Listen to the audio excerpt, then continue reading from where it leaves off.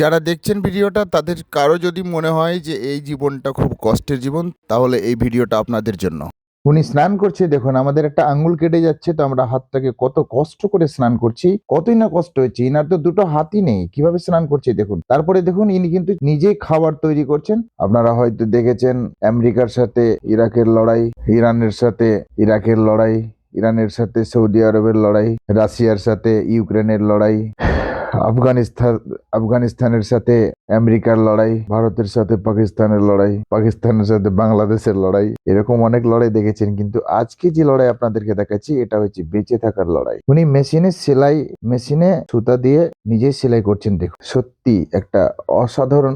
আমাদের কারো একটা আঙ্গুল থাকে না তো কত কষ্ট হচ্ছে, কিন্তু এই ভদ্রলোকের দেখুন কিভাবে সে মানে ড্রেস তৈরি করে দিচ্ছে এবং উনি নিজে সেলাই করছেন। সেই সেলাই থেকে উপার্জন এবং উপার্জন থেকে ওনার কিন্তু এবং অসংখ্য ধন্যবাদ দেওয়া আমাদের কাছের এবং দূরের যারা দেখছেন এই ভিডিওটা, আপনারা একটু বেশি বেশি করে শেয়ার করবেন, মানুষকে দেখার সুযোগ করে দিবেন যে দেখুন আজকে দু পা থাকাতে, দুই হাত থাকা সত্ত্বেও মানুষ মোবাইল ঘেঁটে দিন কাটাচ্ছে, বাজারে বসে আড্ডা মারছে, মোবাইলে গেম এবং লুডো খেলছে, সেভাবে অনেক কারো দিন কেটে যাচ্ছে।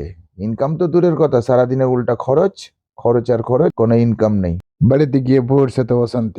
এই দাদাটাকে দেখুন এবং এনাকে দেখে শিখুন। আপনারা যাদের দুটো হাত দুটো পা সবই ভালো আছে, তারা আপনারা শিখে নিন ভালোভাবে যে উনি কিভাবে লড়াই করছেন, কিভাবে জীবনের সাথে লড়াই চালিয়ে গিয়ে উনি কিভাবে লড়াই করে যাচ্ছেন।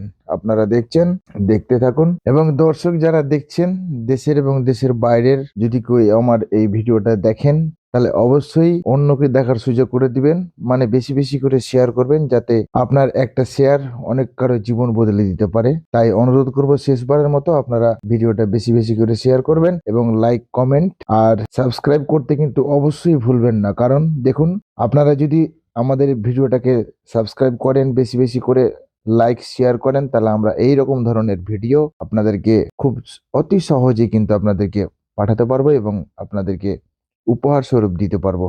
তো শেষবারের মতো অনুরোধ জানিয়ে আজকের ভিডিও এখানে শেষ করছি। ভালো থাকবেন, পরবর্তী ভিডিওতে আবার দেখা হবে।